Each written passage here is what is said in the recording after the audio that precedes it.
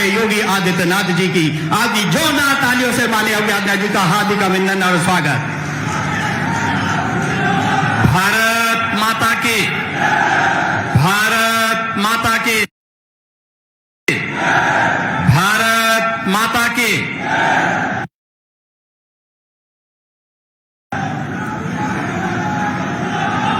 चुनाव की दृष्टि से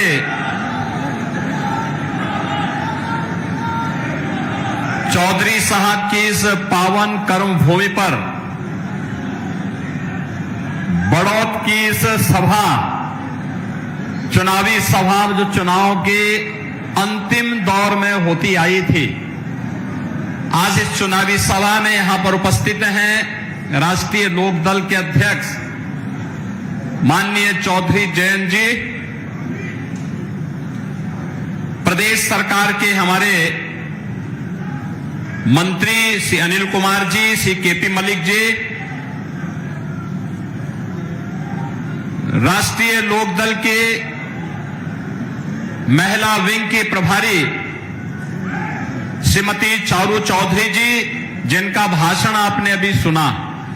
और देखो, आप सबके लिए, जितने भी यहां पे बड़े चौधरी हैं, इन सबके लिए खतरे की घंटी भी है। आपकी महिलाएं आगे आ जाएंगे तो आपको खेतों तक ही सीमित रहना पड़ेगा। उन्होंने कम शब्दों में कितने अच्छे ढंग से अपनी बात रखी और सचमुच उनके इस भाषण के लिए मैं उनका हृदय से अभिनंदन करता हूं। मंच पर उपस्थित भारतीय जनता पार्टी के जिला के अध्यक्ष श्री वेदपाल उपाध्याय जी, राष्ट्रीय लोकदल के जिला के अध्यक्ष रामपाल जी, लोकसभा के प्रभारी डॉक्टर अशोक नागर जी,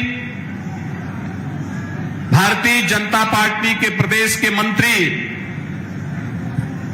और प्रभारी बागपत चंद्रमोहन जी, लोकसभा के संयोजक पूर्व विधायक जितेंद्र सतवाई जी, सह प्रभारी उमेश राणा जी, सूरजपाल गुजर जी,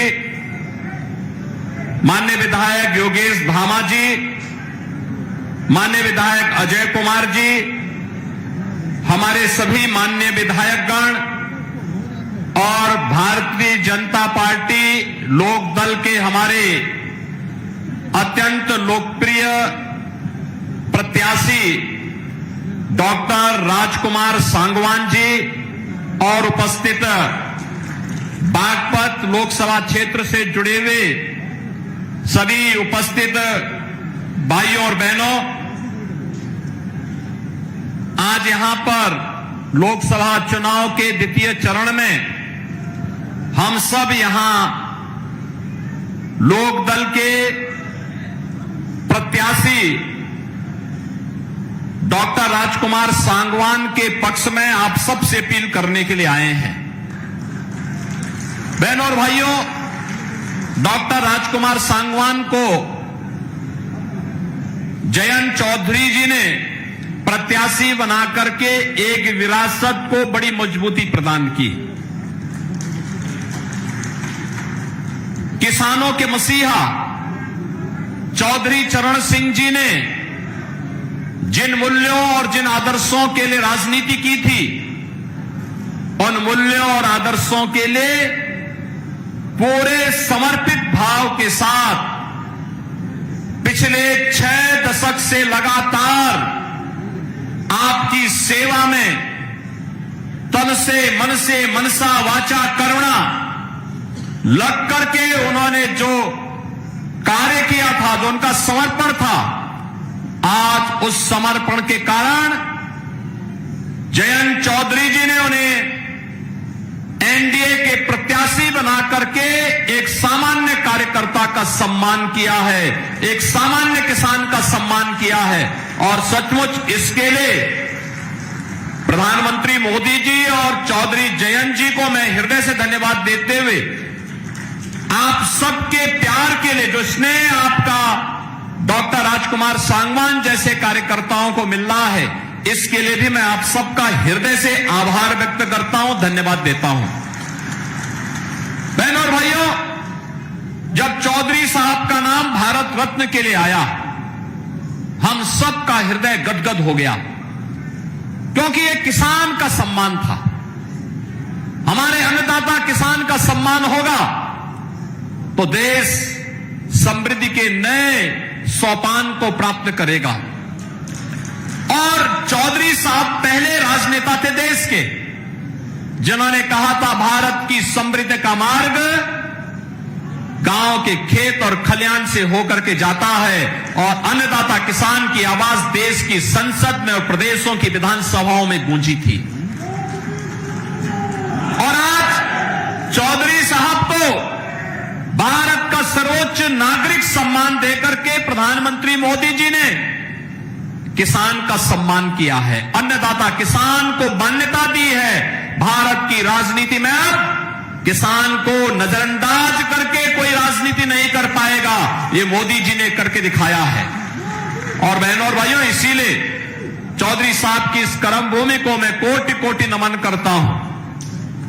बहनों और भाइयों, हम लोगों ने तो राजनीति में यही सीखा है कि अन्नदाता किसान को सम्मान मिलना चाहिए। अपने पूर्वजों के बताए हुए मार्ग का अनुसरण करके हमें कार्य करना चाहिए। और आज तो वैसे भी हनुमत जयंती है। हनुमत जयंती के अवसर पर खासतौर पर बागपत वासियों को तो और भी मैं बधाई देता हूं। आप तो हनुमान जी के साक्षात आदर्शों का पालन करते हैं। जो कार्य करना है सीधे धड़ल्ले से कर लो, कोई इधर उधर की लौंग लपेट नहीं। और मुझे लगता है ये जो बागपत की पहचान है, किसी के प्रति राग द्वेष नहीं, मजबूती के साथ मूल्य और आदर्शों के लिए सम विषम परिस्थितियों में लड़ना, कार्य करना, अपने नेता के साथ मजबूती के साथ खड़ा होकर के लड़ना, कार्य करना। बहनों और भाइयों, ये बहुत मजबूत स्थिति है, अच्छी बात है। मैं आज इसीलिए आपके पास आया हूं। चुनाव चल रहे हैं, कोई संदेह नहीं कि डॉक्टर राजकुमार सांगवान यहां से अब विजयी न हो, एकदम विजयी होने जा रहे हैं, कोई संदेह नहीं। आपका जो स्नेह मिला है, चौधरी साहब की आवाज, चौधरी चरण सिंह जी की, चौधरी अजीत सिंह जी की आवाज, भारतीय जनता पार्टी और राष्ट्रीय लोकदल की आवाज, अब बागपत के माध्यम, बागपत की इस आवाज को डॉक्टर राजकुमार सांगवान देश की संसद में रखेंगे। लेकिन बहनों और भाइयों, फिर भी कोई चुनाव या युद्ध हमेशा जब तक परिणाम न दे दे तब तक हमें उसके लिए निरंतर प्रयास और तैयारी के साथ काम करना होगा। और आज मैं इसीलिए आपसे कहने के लिए आया हूं, एक तरफ भारतीय जनता पार्टी राष्ट्रीय लोकदल का गठबंधन है, दूसरी तरफ कांग्रेस, समाजवादी पार्टी और अलग अलग धड़ों में बटे हुए दल हैं जो अपने राज्यों में तो एक दूसरे के खिलाफ लड़ रहे हैं, लेकिन राष्ट्रीय स्तर पर मोदी जी को रोकने के लिए वे इंडी गठबंधन बना करके उनके द्वारा कहीं न कहीं बैरियर बनाने का प्रयास हो रहा है। आप देखो उनकी सोच ही क्या। जब कांग्रेस के घोषणा पत्र को आप देखते हैं, दो बातें उन घोषणा पत्र में नजर आती हैं। एक, कांग्रेस कहती है कि हम व्यक्तिगत कानून को लागू करके सरिया कानून को लागू करवा देंगे। इसका मतलब बाबा साहब भीमराव अंबेडकर के द्वारा बनाए गए संविधान के लिए ये लोग खतरा पैदा करना चाहते हैं, यानी देश के संविधान को एक खतरे में डालना चाहते हैं। तालिबानी शासन लागू करना चाहते हैं। क्या हम तालिबानी शासन को स्वीकार करेंगे? क्या ये देश तालिबानी शासन को स्वीकार करेगा? और दूसरी तरफ क्या कहते हैं? कांग्रेस का घोषणा पत्र कहता है हम एक झटके में गरीबी मिटा देंगे। और गरीबी कैसे मिटाएंगे? यानी आपकी संपत्ति को हड़प करके बेटी और माताओं के, बहनों के जो उनके गहने होंगे उनको ये लोग जब्त करवाने की साजिश रच रहे हैं। यानी देश को तो इन्होंने 60 दशक 6 दशक तक लूटा और अब कह रहे हैं कि हर संपत्ति पर ये लोग डकैती डाल करके उसको जबरदस्ती अपने कब्जे में ले लेंगे और फिर उसका बंदर बांट करेंगे। क्या आप स्वीकार करेंगे कांग्रेस की इसी चेष्टा को? बहनों और भाइयों, सही मायने में अगर आपने देखा है जो नारा दादी ने दिया वही आज तोती की तरह पोता भी वही रट रगाई बैठा हुआ है। गरीबी हटाएंगे। अरे कब गरीबी हटाएंगे? 65 वर्षों तक शासन करने का अवसर मिला, तब तो कुछ नहीं कर पाए।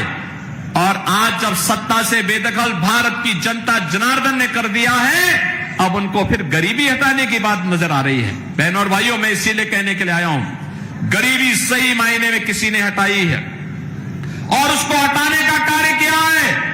ये केवल आंकड़े नहीं, हकीकत है कि 25 करोड़ लोग गरीबी रेखा से उभरे हैं, शानदार जीवन जीने का काम कर रहे हैं। और आज इसी का परिणाम है 80 करोड़ लोगों को राशन की सुविधा का लाभ 4 वर्ष से लगातार प्राप्त हो रहा है। बहनों और भाइयों, 60 करोड़ गरीबों को देश के अंदर 5 लाख रुपए की आयुष्मान भारत में स्वास्थ्य बीमा का कवर मिल रहा है। और उत्तर प्रदेश में तो हमने व्यवस्था बनाई कि हमारा कोई विधायक, कोई पदाधिकारी या पीड़ित भी अगर बीमार है और मुझे एक पत्र भेज देता है तो मैं सीधे जनधन अकाउंट में उसका पैसा भेज देता हूं, कहता हूं भाई उपचार कराओ, चिंता पैसे की मत करना, परिवार के ऊपर बोझा मत आने देना, उसकी जिम्मेदारी हम लोग लेंगे। आखिर हम सत्ता में बैठ के क्या कर रहे हैं? यही हमारा काम है, हर पीड़ित के साथ खड़ा होना। ये लोग क्या चाहते हैं? कांग्रेस के लोग ये आपकी संपत्ति को हड़पना चाहते हैं। और ये तो समाजवादी पार्टी और कांग्रेस का पुराना इतिहास है, ये तो यही इनका इतिहास है। वे अपने लिए जीते हैं। आप देखें, यही उदाहरण है जब राष्ट्रीय लोकदल को अवसर मिला, उन्होंने राजकुमार सांगवान को बागपत जैसी प्रतिष्ठित सीट पर, जो चौधरी साहब की कर्मभूमि, वहां पर उन्होंने अपना प्रत्याशी बनाया। और समाजवादी पार्टी को अवसर मिला तो समाजवादी पार्टी ने क्या किया? अपने ही परिवार के सभी लोगों को टिकट दे दिया, किसी बाहरी व्यक्ति को नहीं दिया, सारे टिकट अपने परिवार के लोगों को। बहनों और भाइयों, मैं इसीलिए कहने के लिए आया हूं आपसे, 50 करोड़ गरीबों के जनधन अकाउंट खुल गए, 12 करोड़ किसानों को प्रधानमंत्री किसान सम्मान निधि का लाभ मिल रहा है, 12 करोड़ गरीबों के घर में शौचालय बन गए, 10 करोड़ गरीबों के घर में उज्ज्वला योजना के रसोई गैस के सिलेंडर पहुंच गए, 4 करोड़ गरीबों के मकान बन गए और अगले 5 वर्ष में 3 करोड़ अन्य गरीबों के मकान बनने हैं। इसके लिए अभी से घोषणा हो गई है। बहनों और भाइयों, हर घर नल की योजना हो या फिर हर व्यक्ति को सुरक्षा की गारंटी। याद करिए, पहले देश के अंदर जहां कहीं भी विस्फोट हो जाता था, आतंकी विस्फोट होता था, निर्दोष लोग मारे जाते थे, सुरक्षा बलों के जवान शहीद होते थे। और अब तो जोर से पटाखा भी फट जाए ना तो पाकिस्तान सफाई देता, कहता नहीं मैंने नहीं किया है, क्योंकि उसे मालूम है कि अगर उसने कुछ किया तो फिर उसको लेने के देने पड़ जाएंगे, जान बचानी मुश्किल हो जाएगी अब, क्योंकि अब एक मजबूर नहीं मजबूत सरकार है मोदी जी के नेतृत्व में। और इसलिए बहनों और भाइयों, हम सब आपसे अपील करने के लिए आए हैं। एक ही अपील है, यह देश आपका है, जीवन आपका है, सुरक्षा आपकी है और वोट भी आपका है। वोट गलत जगह जाएगा, आतंकवाद का पुराना दौर लेके आ जाएगा।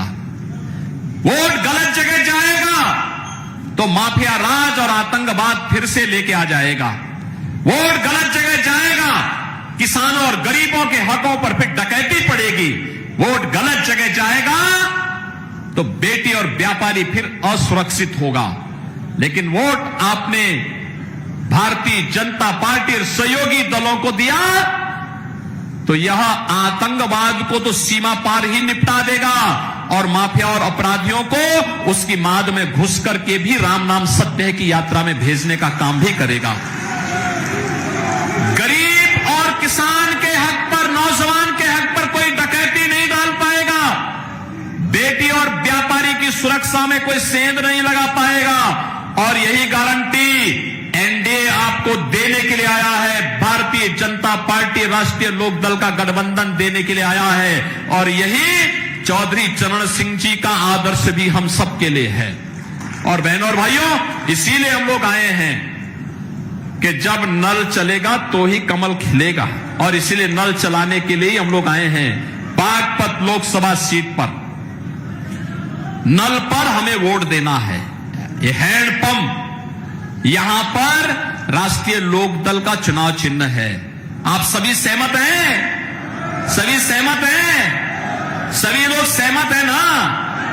इस वोट की कीमत को समझना है। और जो यहां पे चारू जी ने कहा, याद रखना, याद रखना, घर गृहस्थी खेती बाड़ी देश से बढ़कर के नहीं है। हमारे लिए सबसे पहला मेरे देश है। मेरा देश सुरक्षित रहेगा तो हम सुरक्षित रहेंगे। मेरा देश समृद्ध होगा तो हम भी समृद्ध होंगे। इस भाव के साथ हमें कार्य करना है। इसी के लिए चौधरी चरण सिंह जी ने जीवन जिया था। और बहनों और भाइयों, मैं भी इसीलिए आपके पास आया हूं आपसे कहने के लिए, मैं ये कहने के लिए आया हूं आपसे कि देश के लिए हमें वोट करना है। वोटिंग होनी, अच्छी वोटिंग होनी चाहिए। पहले मतदान और फिर जलपान। सहमत हैं? सभी लोग सहमत हैं? सभी सहमत हैं? डॉक्टर राजकुमार सांगवान को भारी बहुमत से विजयी बनाएंगे। अब चुनाव प्रचार कल सायंकाल बंद हो जाना है 6 बजे। परसों केवल 1 दिन का समय मिलेगा। अब ये जो 2 दिन, कल और परसों 2 दिन का समय है, घर घर आप जाएंगे, नल का समर्थन करेंगे, राष्ट्रीय लोकदल और भाजपा के प्रत्याशी राजकुमार सांगवान को भारी बहुमत से विजयी बना करके देश की संसद में भेजेंगे। चौधरी साहब की इस विरासत को मजबूती प्रदान करेंगे। तो फिर मेरे साथ बोलेंगे, भारत माता की, भारत माता की, भारत माता की। मेरे बागपत के भाई और बहनों, मैं आपसे कहना चाहता हूं, माननीय योगी आदित्यनाथ जी 30वीं बार हमारी लोकसभा में आए हैं। एक बार जोरदार तालियों से माननीय योगी आदित्यनाथ जी का हार्दिक अभिनंदन और स्वागत। मैं इस अवसर